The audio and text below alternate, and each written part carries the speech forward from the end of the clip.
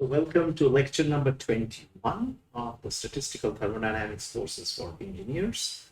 We're going to have companion tutorial sessions on spherical coordinates, on the linear Hermitian operators, as well as on eigenvalues and eigenfunctions. And we are also going to have a brief idea about the ODEs, the different forms of ODEs, because we are using some of them. So this will be mainly as a recap or recollection of the courses that you have taken earlier.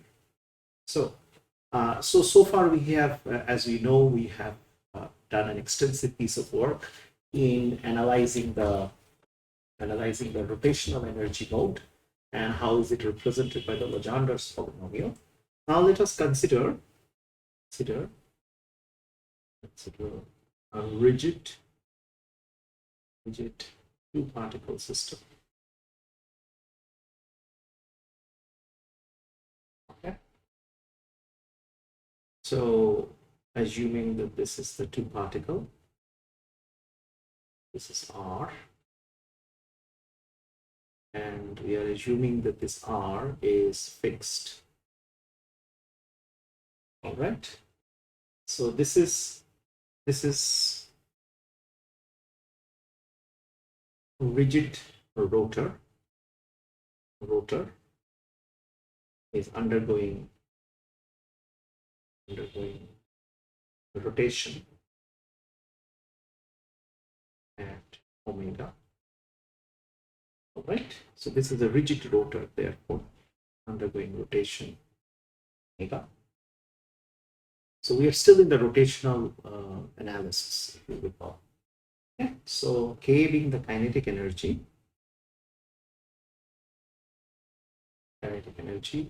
is given as L squared by 2I, where L is I omega.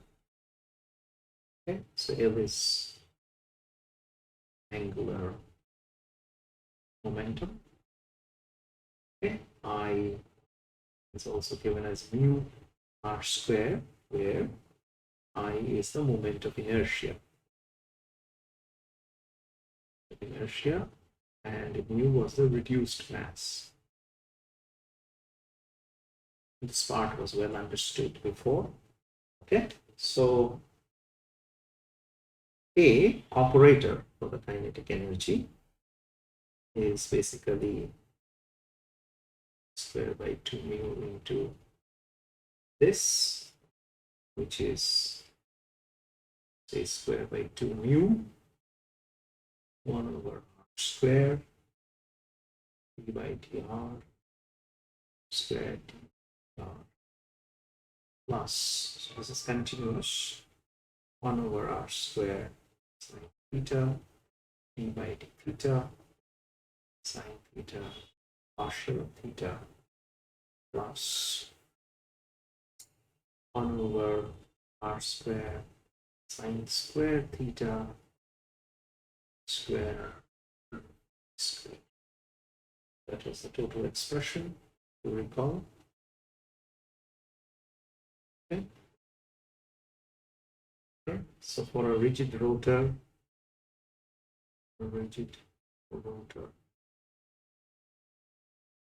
R is invariant. That means it is fixed. Okay. So the K operator therefore becomes, so there is no differential with respect to R anymore. H squared by 2I, right? 1 over sine theta d by d theta partial theta plus 1 over square theta partial square. That is this. Okay. R is invariant for most molecules. It's invariant for most molecules. Not showing any vibrational motion. Not showing any vibrational motion. All right. So that is what it is. Okay, so therefore this operator L hat is equal to minus h bar square. Okay, 1 over sine theta d by d theta sine theta d by d theta plus 1 over sine squared theta d square by x square. All right, so remember this was the I omega. L was I omega. So this is the operator, or the quantum mechanical operator for L. Okay. So apply to the spherical harmonics. Apply to spherical harmonics. What were the spherical harmonics? Let us just recall that the spherical harmonics, these were the spherical harmonics. Okay, so we apply the operator to the spherical harmonics. Okay, so it is L hat square applied to y theta comma phi is equal to minus h square. Okay. Okay. 1 by sine theta d by theta sine theta dy by theta plus 1 over sine square theta y square equal to alpha h square y. All right. So in other words, or x square y j m theta comma phi, okay, is equal to j into j plus 1 h bar square yjm. So multiply by r,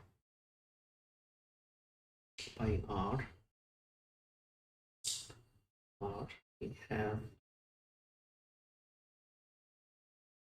u internal is equal to j into j plus 1 h bar square chi internal r theta phi. All right. So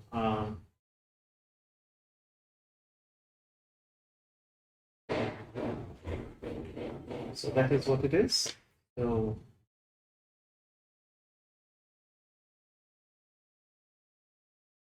this R is basically was the from the separation of variables that we did earlier.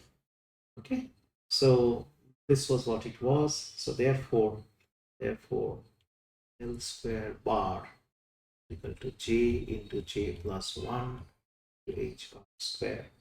So this is the angular momentum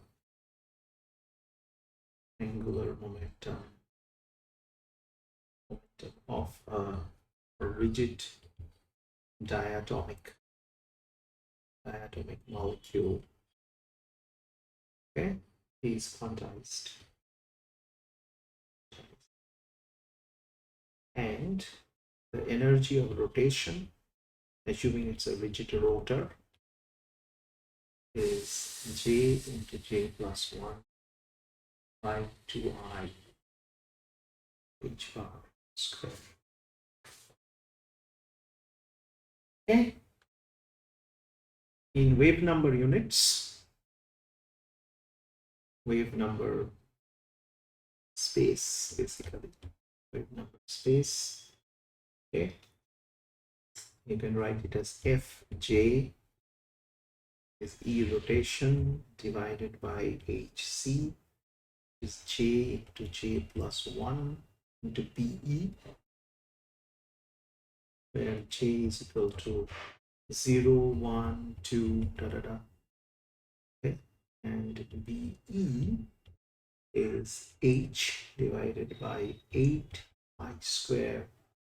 Okay, pi square 2c, sorry, h pi square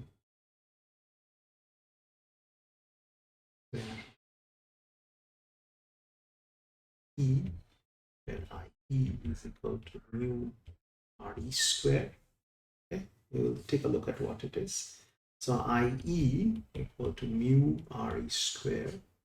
Now this is the equilibrium. Re is the equilibrium,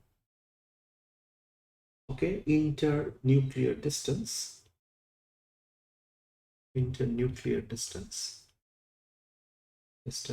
Re for molecule, okay, which is behaving as a rigid rotor. All right, got it.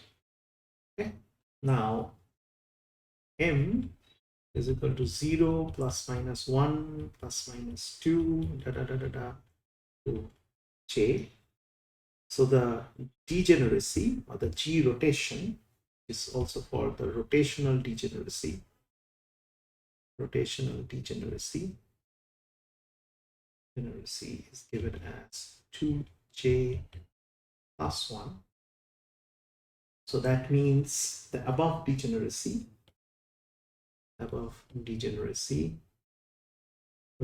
corresponds to 2j plus 1 different values of angular momentum, okay, along the z-axis, something like that. So this is what we have. So let us see if there is anything that I missed.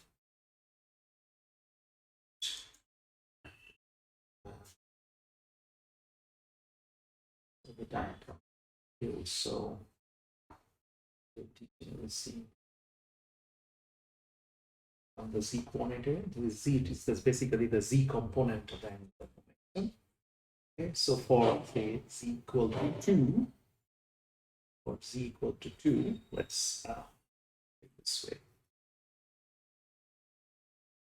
So let's show it with a simple figure. So say this is the z-axis. Okay, so and say the LZ. So L equal to mh bar. It is like this. So this is basically L j plus 1 h bar. So this is how for 2, if this is actually equal to 2, then you can have so let's do basically probably a problem to validate some of this. So this is how the quantization occurs along the z-axis. Okay, so the z component of the angular. So this is if you look at figure 6.2 from the book, you would get a much fairer idea. So it is like this: L equal to root over 6h bar. So therefore we have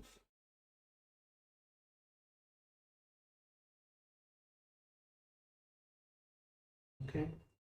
So this is minus h. This is minus 2h. This plus h. This plus 2h. Okay, so this is how the degeneracy part actually happens. It's 2j plus 1. As you can see that there are 5 degeneracy level here. J is equal to 2 basically. Okay, so 2 plus 3, so j equal to 2, and this is how the quantization has actually happened. So I think this is a useful way of showing that what the degenerate levels are.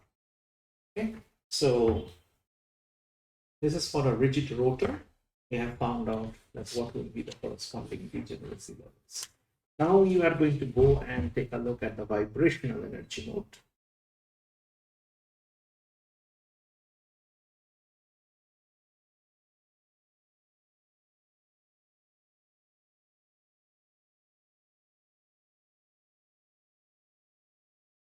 All right, the vibrational energy mode up next. So we have still the R component when we separate it to two. So this is d by dr square dr by small r plus 2 mu r square by h bar square internal minus vr minus j into j plus 1 into r is equal to 0. Right? So this is the internal energy. Okay.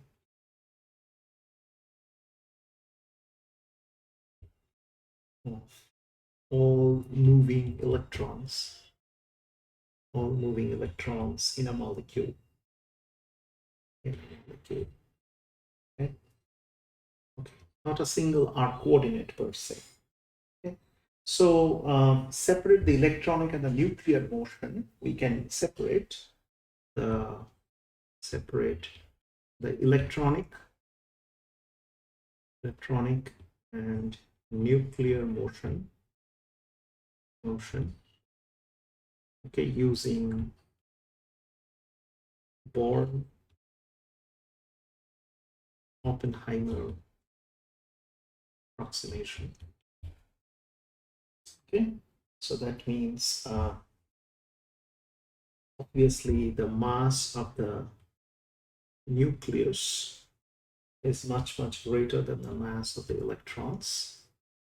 This we know. So the electrons are rapidly moving. So electrons are rapidly moving, okay, and cover many orbits, okay, during a single vibration and rotation of nucleus.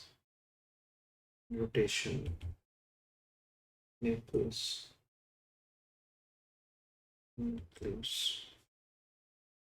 Okay, so the internal therefore is written as electronic into rho vibrational, rotation vibration.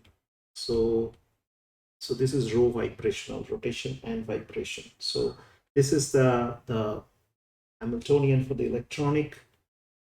This is electronic is equal to energy electronic into the wave function. And then of course you have the rho vibrational multiplied by the rho vibrational wave function. This is rho vibrational and RV. So, and of course the internal energy is written as E electronic plus E rho vibration. Okay, so now if we do this, the radial portion of the Schrodinger's wave equation becomes. So the radial portion of Schrödinger wave equation, okay, that becomes dr square plus 2 mu square h r square. Then I'm writing whatever goes in the bracket, E rho vibrational minus Vr h bar square by 2 mu r square. This is 2 mu r square j into j plus 1 r equal to 0. This part accounts for electronic motion, or electronic motion. Okay, so this part accounts for the electronic motion. Okay, so now further, E rho vibrational is written as E rotational plus E vibrational. Okay.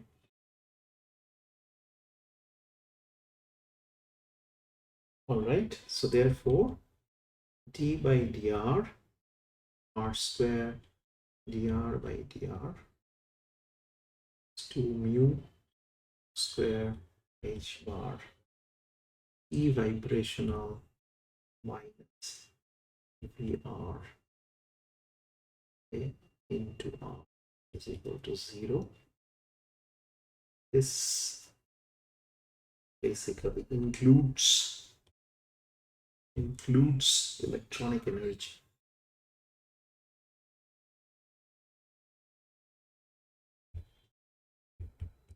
Yeah, equal to electronic. Okay. So since electronic R provides the internuclear potential,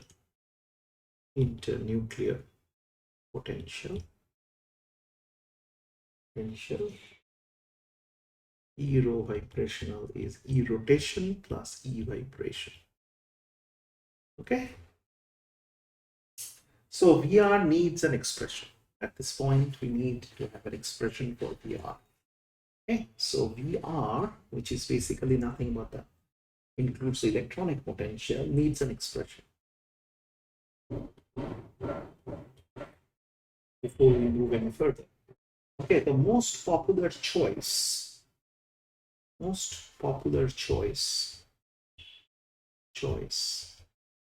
okay, is called the Morse potential. Is Morse potential. Okay, so Morse potential is something like this. It is written as VR is equal to dE. We'll come across what dE is. 1 minus E minus beta R minus RE. RE, remember, is the mean, the equilibrium internuclear distance is square. So dE and beta are basically two fitting parameters.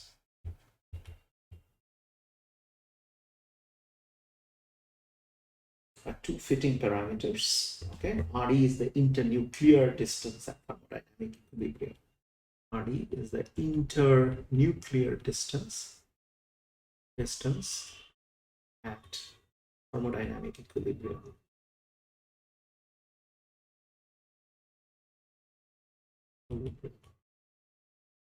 Okay, so let's look at this. So this is VR.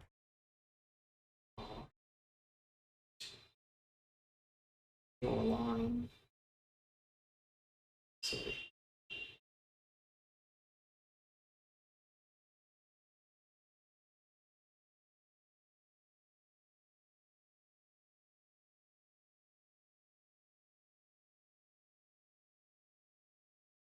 Okay, so this is RE. This is basically your E. Put it that way. So you need a fitting parameter essentially for this internuclear distance, right? So the Morse potential, basically, what does Morse potential actually mean? So Morse potential, okay, physically represents the chemical bond. Physically represents the chemical bond. The chemical bond. Right? So that is so, but it is hard to deal with. So people adopt something which is a little bit easier to handle. So people adopt okay, the harmonic oscillator potential, harmonic oscillator potential, which is easier to handle, so to say. Okay, so it is much easier to handle. So VR is therefore written as half A naught R minus RE square, is K is like a spring constant, force constant, right? So this is like a force constant. force constant, okay, K naught, which comes from Hooke's law.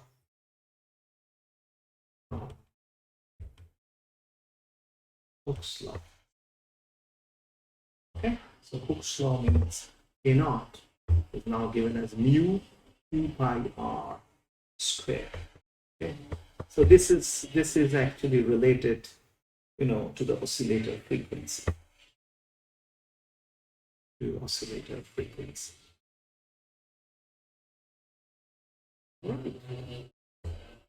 Okay, so the harmonic oscillator matches with the Morse potential.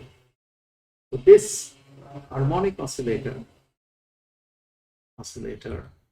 okay, matches with Morse potential. Morse potential when R is closer to RE, so around the equilibrium intermolecular distance. So if this is that, so this is the Morse potential. Okay, harmonic oscillator will be somewhat like here. So in this zone, which is around RE, it is going to be valid. So RE plus epsilon, okay, on R is less than, so something like that. Okay, so this is valid. Okay, so what we can see is that if R is less than RE, the force is repulsive. Force is repulsive.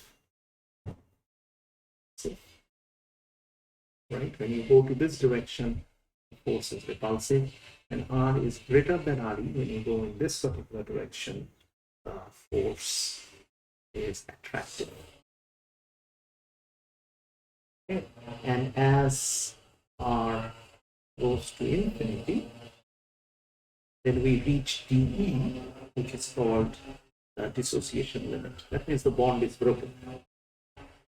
Dissociation limit.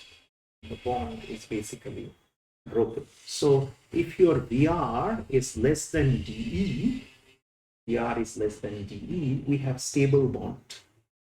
We have stable bond, okay, between two nuclei.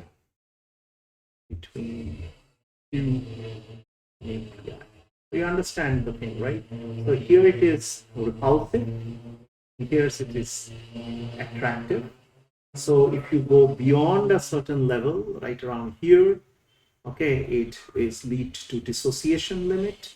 So normally when your VR or your potential energy is less than d, remember is that value, is actually much less than d, we have a stable bond between two nuclei. So when you supply excessive energy, what happens is that you carry the risk of dissociation. And we are dealing with a harmonic oscillator which only agrees within a small space around this equilibrium internuclear distance. And that is represented by essentially a spring constant type of thing. So, and this is required because we need an expression for the potential function. Okay, so in the next class we are going to see where this actually leads us. Okay, in the subsequent chapters, in the subsequent classes, we will see where does it lead us. Thank you.